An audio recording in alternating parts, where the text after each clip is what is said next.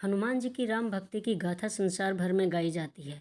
लक्ष्मण जी की भक्ति भी अद्भुत थी। लक्ष्मण जी की कथा के बिना श्री राम कथा पूर्ण नहीं है।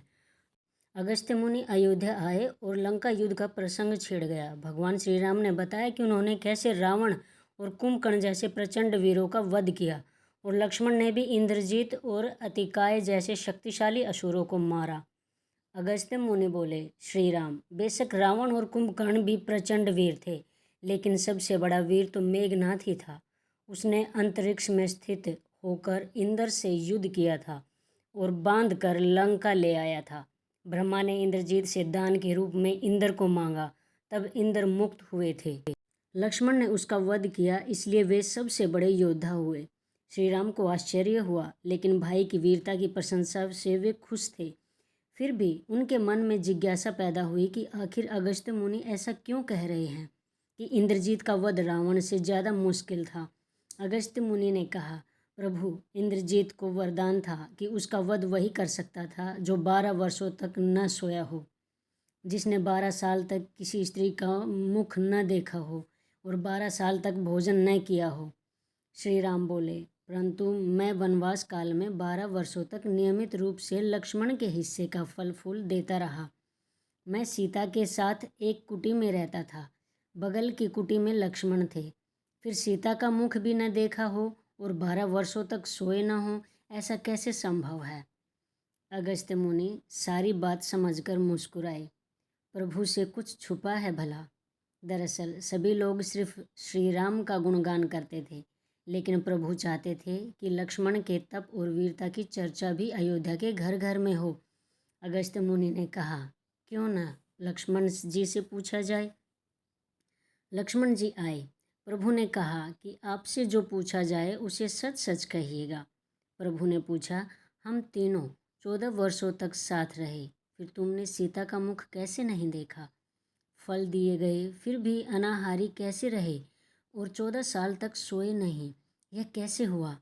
लक्ष्मण जी ने बताया, भैया, जब हम भाभी को तलाशते ऋष्यमुख पर्वत गए तो सुग्रीव ने हमें उनके आभूषण दिखाकर पहचानने को कहा। आपको स्मरण होगा कि मैं तो सिवाय उनके पैरों के नुपुर के कोई आभूषण नहीं पहचान पाया था, क्योंकि मैंने कभी भी उनके चरणों के ऊपर देखा ही नहीं। 14 वर्ष नहीं सोने के बारे में सुनिए। आप और माता एक कुटिया में सोते थे। मैं रात भर बाहर धनुष पर बाण चढ़ाए पहरेदारी में खड़ा रहता था। निद्रा ने मेरी आंखों पर कब्जा करने की कोशिश की तो मैंने निद्रा को अपने बाणों से भेद दिया था। निद्रा ने हार कर स्वीकार किया कि वह 14 साल तक मुझे स्पर्श नहीं करेगी, लेकिन जब श्री राम का अयोध्या में राज्याभिषेक हो रहा होगा और मैं उनके पीछे सेवक की तरह छत्र लिए खड़ा रहूँगा, तब वह मुझे घेरेगी। आपको याद होगा, राज्याभिषेक के समय मेरे हाथ से छत्र गिर गया था। अब मैं 14 साल तक अनाहार कैसे रहा? मैं जो फल फूल लाता था, आप उसके 3 भाग करते थे। एक भाग देकर आप मुझसे कहते थे कि लक्ष्मण, फल रख लो। आपने कभी फल खाने को नहीं कहा। फिर बिना आपकी आज्ञा के मैं उसे कैसे खाता? मैंने उन्हें संभाल कर रख दिया। सभी फल उसी कुटिया में अभी भी रखे होंगे। प्रभु के आदेश पर लक्ष्मण जी चित्रकूट की कुटिया में से वे सारे फलों की टोकरी लेकर आए और दरबार में रख दिया। फलों की गिनती हुई तो 7 दिन के हिस्से के फल नहीं थे। प्रभु ने कहा, इसका अर्थ है कि तुमने 7 दिन तो आहार लिया था।